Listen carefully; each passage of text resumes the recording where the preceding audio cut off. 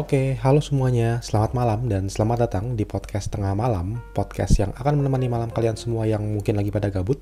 Bersama gue Revi Desantra, dan apa kabar kalian semua yang sedang mendengarkan ataupun menyaksikan podcast ini? Gue doakan kalian masih dalam keadaan yang baik-baik dan sehat-sehat selalu. Oke, jadi di episode kali ini gue ingin membahas sebuah topik yang sebenarnya sih udah agak lama ya, udah agak jadul nih sebenarnya topiknya nih, udah gak terlalu hot lagi. Waktu itu udah sempet hot di masanya beberapa minggu lalu ya, kalau gue gak salah, tetapi ya gue baru ada waktu untuk membahasnya, yaitu mengenai status TikTok Shop.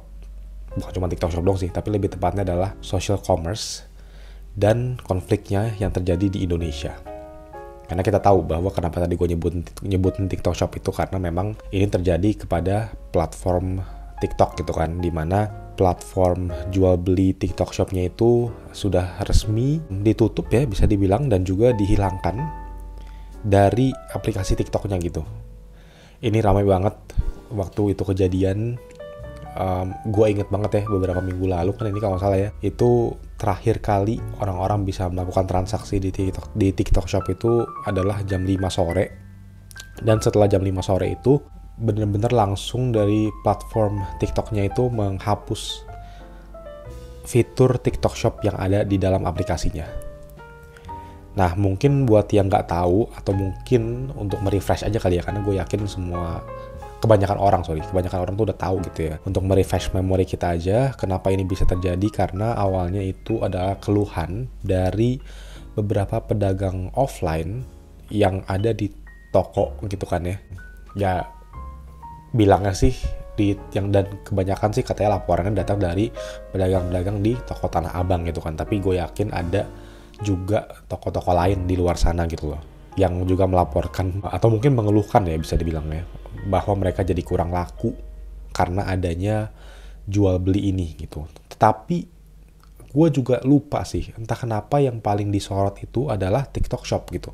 Sedangkan kita tahu bahwa untuk kalau misalnya kita tidak ngomongin soal social commerce-nya ya, kita ngomongin soal jual beli di online aja gitu ya, online shopping lah bisa dibilang. Itu kan sebenarnya justru, ini bukan gue membela TikTok Shop apa gimana, cuman justru yang gue tahu ya lebih dulu kayak misalnya Tokopedia, Shopee, dan lain-lain gitu. Walaupun gue tahu memang mereka itu tidak terkenal atau tidak dikenal dengan basis video gitu loh. Dan mereka benar-benar e-commerce gitu kan. Ini juga menjadi salah satu perdebatan sebenarnya. Tapi yang gue tahu juga, ketika TikTok Shop ini kita lagi-lagi gue harus tekankan, belum ngomongin dari sisi social commerce-nya lah, kita bisa dibilang. Kita baru ngomongin dari sisi platform jual beli barangnya gitu. Kita kan tahu bahwa TikTok Shop itu terkenal dengan kemudahannya, kepraktisannya orang-orang atau user itu membeli sebuah barang, karena berbeda dari e-commerce misalnya, platform mereka itu benar-benar mengandalkan video gitu. Yang artinya live streaming di mana terjadi interaksi langsung antara penjual dan juga pembeli. Yang kedua adalah mereka juga dimudahkan dengan bukan cuma bisa melihat visualnya, tapi juga ya mereka istilahnya tuh benar-benar bisa langsung nyuruh si penjualnya misalnya ya, atau yang siapapun host yang melakukan live streamingnya itu untuk misalnya nyobain barangnya langsung, nanya-nanya langsung. Yang tadi gue bilang sih, balik lagi ke yang pertama, yaitu soal transaksi gitu ya. Sebenarnya dimudahkan dari situ gitu. Nah, tapi kan kita tahu juga bahwa sebenarnya sekarang untuk e-commerce juga rata-rata juga kayaknya sudah mengikuti itu. Yang gue tahu yang paling besar itu selain TikTok Shop adalah Shopee Live gitu. Sekarang bahkan kayaknya dia semenjak TikTok Shop tutup, tentu saja mungkin menjadi yang terbesar gitu ya untuk platform live streaming shopping gitu. Nah, gue lupa sih kenapa kemarin yang disorot oleh pemerintah, dan gue nggak tahu ya apakah pedagang-pedagangnya juga, itu hanya si TikTok Shop ini. Tetapi akhirnya pokoknya yang disorot sama pemerintah itu ya TikTok Shop, dan embel-embelnya atau alasannya mengapa akhirnya ini menjadi besar, karena memang yang diangkat itu adalah isu mengenai social commerce-nya. Nah, di sini kita baru masuk ke social commerce-nya gitu. Perdebatan yang terbesar adalah karena katanya TikTok Shop ini itu adalah sebuah platform social commerce dan bukan sebuah e-commerce gitu. Jadi mungkin buat yang belum tahu, social commerce itu adalah penggabungan antara aplikasi media sosial seperti Instagram, Facebook, dan lain-lain itu kan media sosial ya. TikTok juga termasuk media sosial, makanya gue bilang penggabungan media sosial dengan e-commerce gitu. Kalau misalnya kayak Shopee, Tokopedia, itu memang dari awal mereka jatuhnya atau izinnya itu adalah sebagai aplikasi e-commerce gitu, yang artinya memang untuk jual beli. Nah, perdebatan terbesar terjadi di situ. Kenapa kemudian Shopee yang sekarang juga sudah ada fitur Shopee Live ya kan, live streaming, yang ini gue asumsi pribadi aja ya. Jadi ini benar-benar pendapat pribadi. Gue tidak berusaha untuk menyinggung pihak manapun. Gue berusaha untuk menjadi netral di sini. Tapi gue mau melontarkan apa yang gue pikirkan aja. Menurut gue dengan adanya fitur live streaming shopping itu juga sudah menjadi indikasi sebenarnya salah satu indikasi bahwa itu adalah fitur sosial media gitu yang membolehkan kita untuk melakukan live streaming. Itu kan yang salah satu yang menjadi besar itu di era media sosial kan, karena adanya media sosial seperti Instagram, TikTok, YouTube, dan media sosial lainnya. Itu salah satu fiturnya adalah untuk melakukan live streaming gitu. Sebenarnya itu juga menjadi salah satu salah satu faktor lebih tepatnya dari sosial media gitu, dan mungkin juga bisa dibilang sebagai salah satu ciri-ciri social commerce mungkin ya, untuk sebuah platform live streaming yang menggunakan fitur sebuah platform live streaming sebuah platform e-commerce yang menggunakan fitur live streaming gitu. Nah, sebenarnya kan kayak tipe-tipe Shopee juga ada dengan adanya Shopee Live gitu, tapi gue tahu kenapa ini itu yang dimasalahkan adalah TikTok Shop, karena memang setahu gue, yang setelah gue baca-baca juga, bahwa sebenarnya ini adalah masalah izin gitu loh. Dari awal itu TikTok Shop izinnya itu adalah sebagai platform media sosial, yang dimana itu memang benar gitu sebenarnya. Dulu waktu TikTok muncul di Indonesia pertama kali, tidak ada yang namanya fitur TikTok Shop gitu, itu belum ada gitu. Itu adalah fitur tambahan yang dimodifikasi oleh TikTok beberapa lama setelah aplikasi TikTok ini muncul di Indonesia gitu. Itu baru ada sih TikTok Shop ini. Cuman memang dari awal mereka itu masuk ke Indonesia sebagai platform media sosial, dan setahu gua, setelah gua baca-baca juga, izin mereka adalah izin media sosial gitu. Jadi kenapa itu kemudian dipermasalahkan dan dikatakan juga oleh pemerintah ya kan, waktu membicarakan isu ini, katanya memang sebenarnya platform media sosial dan juga e-commerce itu tidak boleh digabungkan. Nah, yang artinya social commerce ini sebenarnya itu ya nggak boleh gitu pada intinya kan. Walaupun itu adalah sebuah inovasi menurut gue ya. Kalau ini gue masuk ke pendapat gue pribadi aja dulu ya. Menurut gue social commerce ini itu adalah sebuah inovasi gitu. Kenapa? Karena kita harus mengakui lah bahwa sekarang perkembangan zaman itu semakin pesat, semakin gila gitu kan. Teknologi ini sudah semakin lama semakin merajalela gitu di dalam kehidupan kita sehari-hari. Kita tidak bisa pungkiri itu. Tetapi yang bisa kita lakukan adalah untuk beradaptasi sebenarnya. Nggak dulu juga sih sebenarnya, beberapa tahun lalu ketika transaksi jual beli online ini muncul, itu kan orang-orang rame memperbincangkan mengenai e-commerce gitu loh. Tokopedia, Shopee, Lazada, dan lain-lain itulah. Dan yang gue denger sih waktu itu, dan yang gue inget juga itu tuh kebanyakan adalah positif gitu loh. Positif yang dalam artian bahwa mereka atau kita inilah bisa dibilang orang-orang yang menggunakan media sosial pada zaman itu, atau orang-orang yang menggunakan teknologi itu tuh menyambut kedatangan e-commerce ini dengan cukup baik gitu. Karena itu benar-benar merubah sistem orang-orang berbelanja di Indonesia. Kita ngomongin Indonesia aja lah, kita nggak usah ngomongin dunia lah gitu, karena relevansinya ke Indonesia nih untuk podcast kali ini gitu.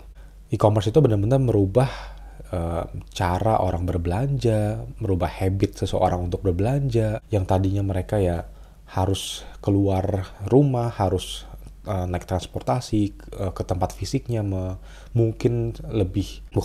tapi pasti lebih memakan waktu. Sedangkan ketika adanya e-commerce ini ya advantage atau keuntungan itu banyak banget gitu loh. Misal kita ngomongin soal keuntungan dan kerugian lah ya terhadap adanya e-commerce gitu.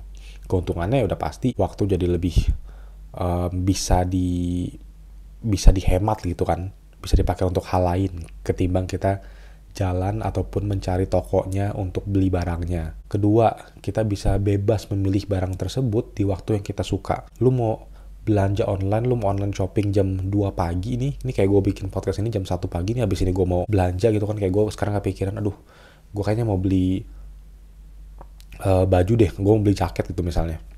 Ya udah, habis ini gue tinggal buka aplikasi aja gitu kan. Gue tinggal buka aplikasi e-commerce dan gue cari gitu baju yang gue mau, jaket yang gue mau tuh kayak apa.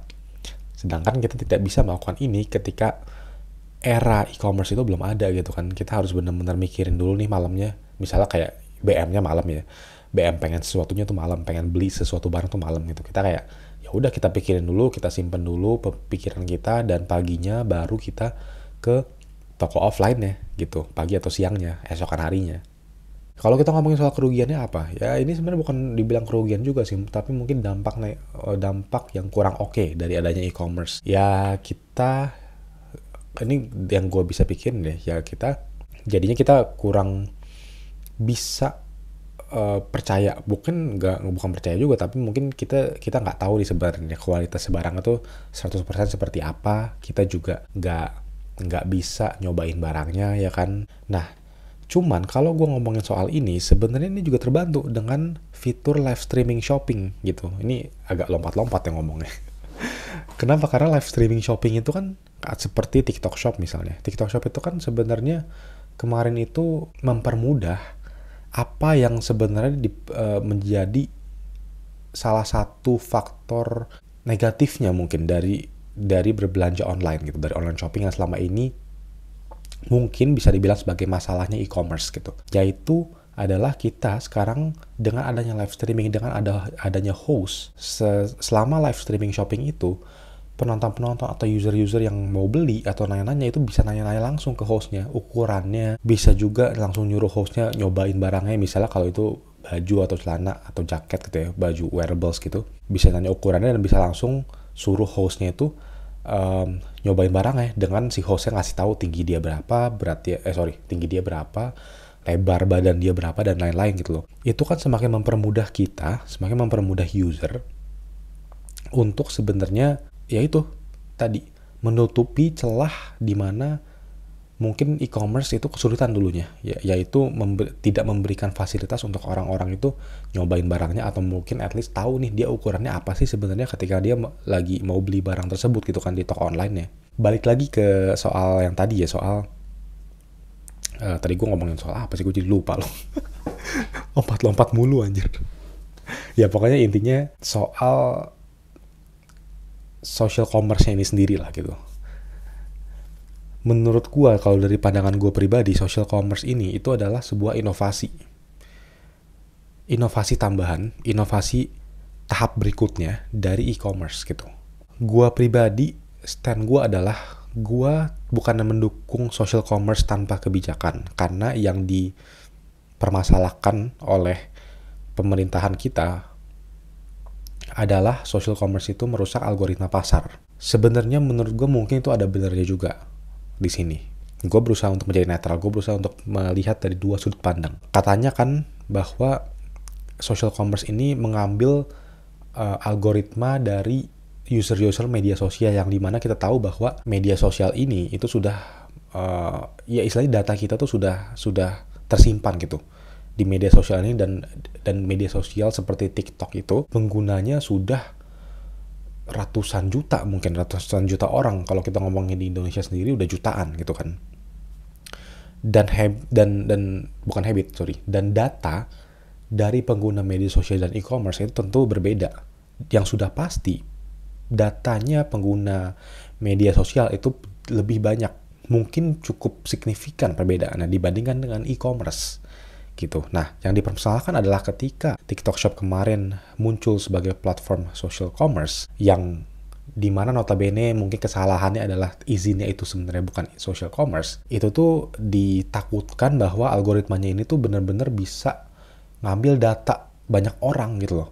Ngambil data banyak orang karena mereka itu adalah platform media sosial, yang artinya mereka memiliki data jutaan pengguna, ya kan?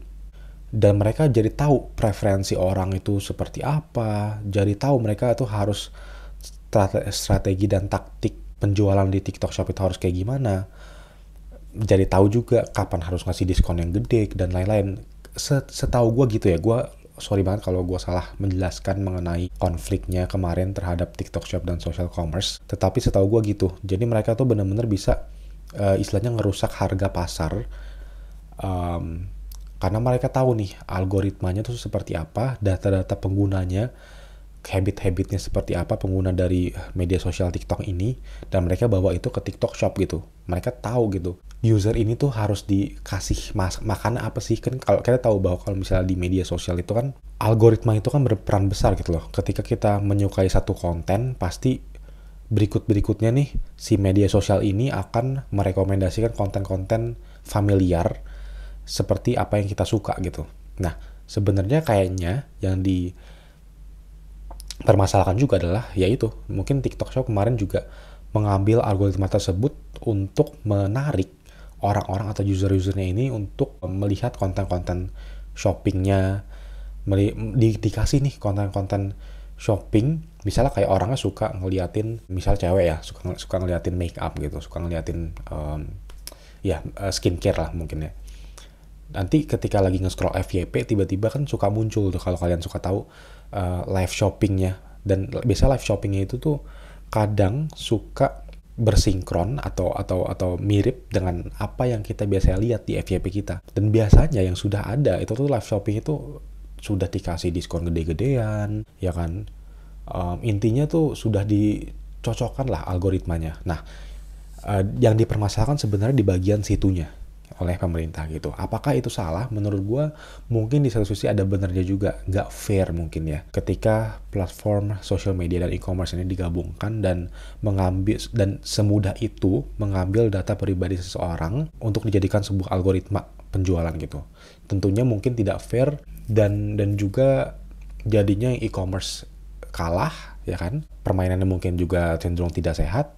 Tetapi yang lebih parah lagi mungkin itu keluhan-keluhan dari pedagang-pedagang toko offline itu yang bisa menjadi lebih parah lagi gitu. Kalau itunya mungkin gue oke lah. Tapi yang gue tidak oke sebenarnya untuk menghilangkan inovasi social commerce ini dan mengatakan bahwa ini adalah sesuatu yang benar-benar negatif. Karena menurut gue enggak gitu. Menurut gue social commerce itu harus dijadikan sebuah peluang, harus dijadikan sebuah bahan juga nih oleh pemerintahan, oleh ya istilah orang-orang yang membuat kebijakan terutama mengenai inovasi di dunia digital gitu ya, harus dijadikan sebuah peluang untuk pembelajaran gitu loh. Dan menurut gue jangan sampai dihapuskan, jangan sampai dihiraukan 100%, dihiraukan aja gitu, kayak enggak, udah gue nggak mau tahu ini itu negatif. Nggak boleh social commerce tuh nggak boleh, e-commerce, social media. Kalau misalnya mau kayak gitu oke. Tapi menurut gua sih agak disayangkan aja kalau misalnya respon Indonesia ke depannya terhadap fenomena social commerce ini seperti itu. Karena ya yang tadi gue bilang lagi, gue harus balik gitu loh, bahwa ini udah menjadi common sense bahwa ya sekarang kita itu udah ada di era digital, kita udah ada di era di mana teknologi sudah mulai menguasai, kita udah ada di era di mana sekarang semuanya serba online. Lu mau sampai kapan tutup mata gitu? Lu mau sampai kapan tidak menyadari hal tersebut gitu? Kedepannya teknologi itu bukannya mau mundur dari kehidupan kita, tapi mereka benar-benar akan lebih nge-push lagi ke depannya. Istilahnya kayak kalau misalnya lu mau mengasumsikan ini sebagai perang antara kita dan teknologi ya, karena teknologi sudah mulai mengintervensi kehidupan kita lagi agak kalah gitu sekarang. Tetapi apakah kita kalah itu adalah hal negatif? Ya enggak juga. Sekarang banyak yang terbantu dengan teknologi gitu. Bisa dikatakan mungkin ke depannya dikhawatirkan lapangan pekerjaan yang paling akan terpengaruhi dengan adanya teknologi dan juga AI atau Artificial Intelligence ini. Tetapi di situ menurut gue kita harus sebagai seorang manusia modern, gue bisa bilang lah ini sudah eranya manusia modern gitu. Generasi kita nih, generasi gua dan kalian yang umurnya 20-an, generasi Z gitu kan. Itu tuh kita harus menyadari bahwa sekarang kita itu di depan mata kita akan menjadi Kita akan menjadi orang-orang penerus di era media sosial dan di era teknologi yang kedepannya akan lebih advance lagi. Teknologi 5.0, 6.0, dan seterusnya gitu. Jadi kita tidak bisa menghiraukan dan gak peduli aja gitu loh. Kayak apapun yang menjadi masalah terhadap kemajuan teknologi terus kita langsung menyangkal dan juga kita langsung tutup mata gitu. Itu salah juga menurut gue. Dan kalau kita balik lagi ke social commerce, ya menurut gue ini harus ada sebuah kebijakan mungkin ya, kebijakan baru dari pemerintah. Menurut gue ya, ini lagi-lagi gue ngomongin soal Indonesia ya, harus ada sebuah kebijakan baru dari pemerintah yang justru mungkin bisa mendukung adanya social commerce di Indonesia gitu loh. Karena lagi-lagi itu memberikan kesempatan baru yang tadinya sudah ada inovasi e-commerce, inovasi jual beli online, sekarang ditambah lagi dengan dipermudahnya inovasi penggabungan antara ya kita memakai aplikasi media sosial dan kita bisa juga berbelanja dari aplikasi tersebut gitu. Kalau soal TikTok Shop, gue nggak bisa bilang dan gue nggak akan bilang juga bahwa gue ngedukung ya. Tetapi kedepannya mungkin untuk sebuah aplikasi yang akan beroperasi di Indonesia dan akan mengandalkan base social commerce, menurut gue harus ada kebijakan tersendiri sih dari pemerintah gitu. Dan kebijakannya itu bukan mengenai apakah e-commerce dan social commerce ini harus dipisah atau harus tidak boleh sama sekali, tetapi menurut gue mending digabungkan aja. Menurut gue mending ada kebijakan tersendiri gitu mengenai social commerce. Misalnya kayak dari segi harga barang, dari segi apa ya, kalau misalnya kita ngomongin soal barang-barang lokal ya udah batasin aja kebijakannya mengenai berapa persen barang lokal dan barang luar gitu kan. Pasti bisa banget gitu loh, pasti bisa banget pemerintah membuat sebuah kebijakan yang justru mendukung social commerce tetapi tidak merugikan kita sebagai user dan kita kalian yang berperan sebagai pedagang-pedagang gitu. Kalau kita ngomongin soal keluhan pedagang offline, ini udah banyak juga diserukan oleh orang-orang ya. Tetapi ya gue juga setuju gitu bahwa harus ada edukasi gitu loh. Sampai kapan pedagang-pedagang ini hanya akan mengeluhkan tanpa mereka menyadari bahwa ya sekarang mereka yang harus beradaptasi. Untuk mereka yang mulai mau jualan online, pakai aplikasi, pakai fitur live streaming, shopping gitu. Oke, kalau misalnya mereka bilang gaptek dan lain-lain lah, pasti ada aja kan yang seperti itu. Ya kalau misalnya alasannya hanya itu, menurut gue itu artinya adalah sebuah alasan di mana ya udah lu malas aja gitu, malas untuk beradaptasi. Sedangkan yang dibutuhkan sekarang adalah skill beradaptasi, skill untuk bisa mengikuti perkembangan zaman. Dan lu harus bisa menyadari bahwa fitur online shopping itu tuh sekarang sudah semakin gila. Toko-toko offline menurut gue juga kalau kita baca datanya mungkin gue cukup yakin bahwa ya sekarang lebih gede jauh persentase orang-orang belanja online gitu kan ya. Ya menurut gue sih lagi-lagi kita balik ke pemerintah karena ini kan semua adalah keputusan dari pemerintah. TikTok Shop tutup juga karena kebijakan kemarin. Akhirnya TikToknya sendiri itu nurut dan katanya kan dari pengumumannya mereka itu menghargai kebijakan Indonesia gitu. Nah artinya kan ini kan semua adalah hasil dari kebijakan dan juga keputusan pemerintah gitu. Kalau kita ngomongin soal pedagang-pedagang kecil misalnya pedagang-pedagang offline di pasar Tanah Abang dan sekitarnya, ya udah itu harus dikasih edukasi oleh pemerintah gitu, harus dikasih edukasi oleh orang-orang yang berwenang gitu loh, untuk gimana mereka bisa beradaptasi dengan dunia online, dengan dunia online shopping gitu loh. Dikasih pembelajaran mengenai bagaimana bisa shopping, bisa live streaming shopping misalnya, ya kan, diberikan pengetahuan lebih lewat kelas-kelas ataupun ya ada orang-orang yang datang ke toko mereka lah mungkin ya, untuk bisa ngasih mereka kesempatan untuk tahu gimana caranya sih bisa online shopping gitu loh. Jadi tidak bergantung terus dengan toko offline dan ujung-ujungnya adalah mereka hanya bisa komplain gitu.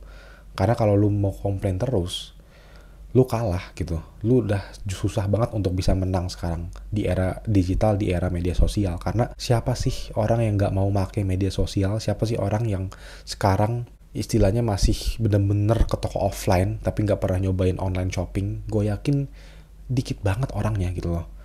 Kita semua rata-rata adalah sekarang pengguna media sosial dan pengguna handphone untuk kehidupan kita sehari-hari, dan di handphone itu salah beberapa aplikasi yang paling sering ditemukan itu ya aplikasi e-commerce seperti Tokopedia, Shopee, sosial medianya TikTok dan lain-lain. Jadi atas dasar apa lu mau berargumen lagi gitu loh? Gue bisa bilang argumennya tuh udah kuno.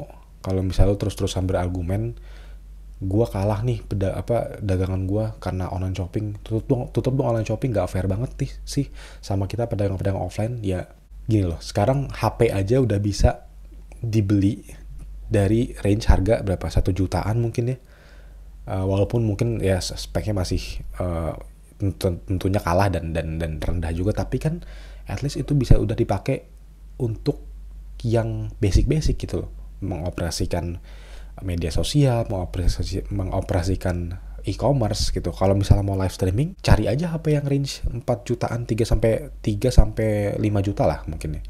Menurut gue itu juga udah bisa untuk live streaming awal-awal gitu kan, kalian mau online shopping. Jadi menurut gue ya udah nggak ada alasan lagi sih untuk nggak mulai beradaptasi gitu loh. Karena yang kita butuhkan sekali lagi adalah adaptasi di era media sosial ini. Oke, ini udah panjang banget ya, udah mau 30 menit, jadi mungkin gue udah akan mengakhiri aja ya di sini. Intinya adalah begini. Menurut gue, social commerce dan konflik di Indonesia ini harus ada resolusinya. Gue kemarin baca juga bahwa ya intinya pemerintah juga masih belum setuju bahwa social commerce ini ada, yang artinya e-commerce dan social media ini masih belum boleh digabungkan untuk kedepannya. Tetapi untuk jangka panjang menurut gue sebenarnya bagus untuk bisa membuat sebuah kebijakan yang kurang lebih ini mendukung nih algoritma social commerce tetapi tidak merusak pasar gitu. Gimana caranya supaya social commerce tidak merusak pasar? Menurut gue ini adalah semua kebijakannya harus dari pemerintah gitu, yang menjaga ini gitu. Kalau misalnya mereka kebijakan akhirnya adalah untuk tetap bilang nggak boleh, pokoknya nggak boleh digabungin, menurut gue artinya sorry banget, ini pendapat pribadi gue, tapi Indonesia belum terlalu siap untuk mengikuti perkembangan zaman. Apakah kita seperti itu? Menurut gue sih enggak sih. Kedepannya Indonesia akan menjadi negara dengan populasi mungkin salah satu yang terbesar yang memainkan sosial media, dan mungkin udah terjadi juga sekarang. Jadi tentu saja kita nggak mau kan bahwa ternyata selama ini kita itu diketahui belum siap untuk mengikuti perkembangan zaman. Gua sih enggak ya. Oke, jadi itu saja topik kali ini. Cukup panjang, cukup berat, mungkin gue agak muter-muter juga, maaf kalau misalnya seperti itu, tapi gue harap ada yang bisa diambil dari topik ini. Gue tidak berusaha untuk menyudutkan pihak manapun, gue berusaha untuk netral, melihat dari dua sudut pandang. Jadi gue berharap juga kalian bijak dalam mendengarkan ini, dan kita semua sama-sama bisa belajar apa sih yang terbaik untuk dunia digital di Indonesia ke depannya. Terima kasih yang sudah menonton dan juga mendengarkan, dan kita ketemu lagi berarti di podcast Tengah Malam episode berikutnya. Bye-bye.